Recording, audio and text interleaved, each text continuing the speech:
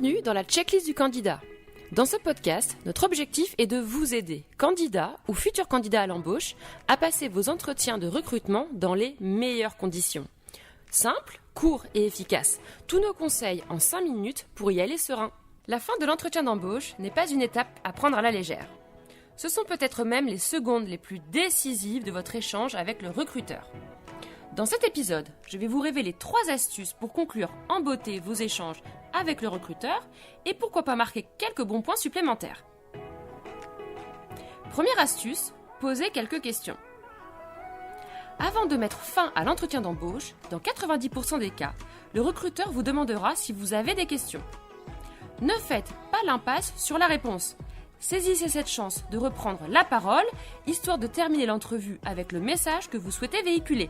Vous êtes super motivé pour décrocher le poste. Notamment, si vous sentez que vous n'avez pas forcément brillé tout au long de l'entretien, c'est le moment de tenter subtilement de renverser la vapeur.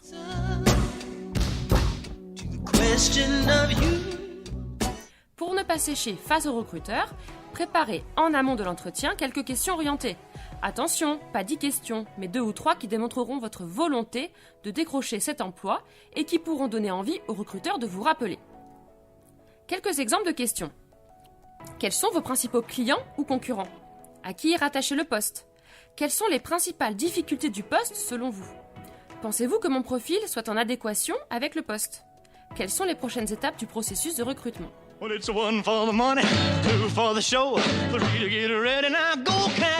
Deuxième astuce, synthétiser l'échange. Autre question familière des entretiens, qu'avez-vous pensé de nos échanges? C'est un truc utilisé par les recruteurs pour se rassurer sur un candidat. Votre réponse pourra vraiment faire pencher la balance dans un sens comme dans un autre. Alors que répondre à cette question? Vous pouvez reformuler le poste, son contenu, les compétences attendues, ainsi que votre motivation et vos atouts. Soyez synthétique, cette qualité est fortement appréciée. Vous pouvez aussi revenir sur un point précis de l'entretien. Ce qui m'intéresse plus particulièrement dans ce que vous avez dit, c'est tel ou tel aspect. Et faire un parallèle avec une expérience ou une compétence qui colle en tout point avec cet aspect. Par exemple, si le recruteur a insisté sur la gestion de projet et que vous vous êtes particulièrement illustré sur ce point dans votre entreprise actuelle ou au cours de votre parcours, c'est le moment de briller et de le dire.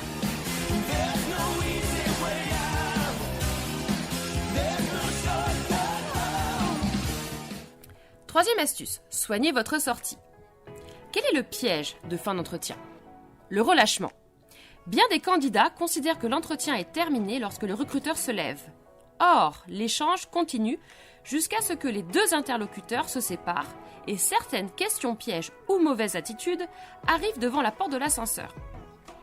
Vous pouvez adopter une attitude un peu plus décontractée, mais toujours en adéquation avec l'image professionnelle véhiculée durant l'entretien. Si vous souhaitez prendre la parole, vous pouvez aborder des sujets informels qui ne présentent pas un gros risque, la météo, le quartier ou le réseau de transport. A l'inverse, n'abordez surtout pas les sujets qui fâchent, l'actualité, la politique ou encore la religion. Dernier conseil, restez concentré jusqu'au bout, c'est-à-dire jusqu'à ce que vous ayez atteint le parking de l'entreprise. Une hôtesse d'accueil ou un collègue croisé dans les couloirs sont autant de témoins de votre attitude. Vous venez d'écouter l'épisode 8 de la checklist du candidat. Podcast que vous pouvez réécouter sur cadreemploi.fr. On se retrouve très vite pour l'épisode 9 pour apprendre à vous rappeler aux bons souvenirs du recruteur.